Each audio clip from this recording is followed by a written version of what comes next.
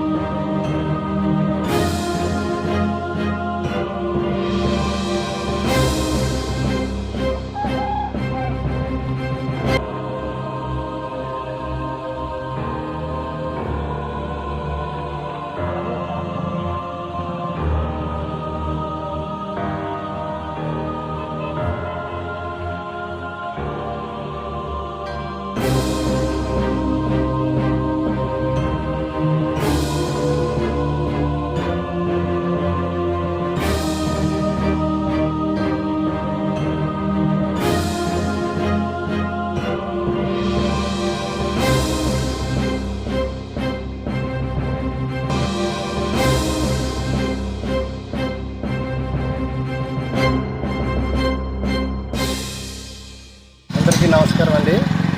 ఇది నర్సీపట్నం ఇంటి చోడవరం వెళ్ళే రోడ్డు అండి.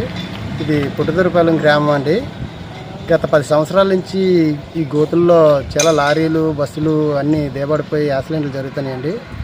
ఇది తక్షణం ఏంటంటే పెద్దల్లో ఇప్పుడు మా ఎమ్మెల్యే గారికి, పెద్ద పెద్ద నాయకులకి అందరికీ కోరేది ఏంటంటే ఈ రోడ్డుని ఏదో శుభ్రపరుస్తారని కోరుతున్నాం సార్. అనకాపల్లి జిల్లా పుట్టదూరుపాలెం గ్రామంలో నర్సీపట్నం భీములపట్నం రోడ్డు 4 రోడ్లు సెలెక్షన్ అయిన రోడ్డు ఈ విధంగా గుంతలు పడి పోల్చకపోవడం వల్ల అనేక మందికి యాక్సిడెంట్లు అయ్యి ఇబ్బంది పడి హాస్పిటల్ పాలయ్యి కాళ్ళు ఇరిగిపోయి చేతులు ఇరిగిపోయి ఇబ్బంది పడుతున్నారు. కానీ ప్రభుత్వాలు ఏ ప్రభుత్వం వచ్చినా కూడా ఈ రోడ్లు పూల్చి తక్షణమే న్యాయం జరిపించలేదు.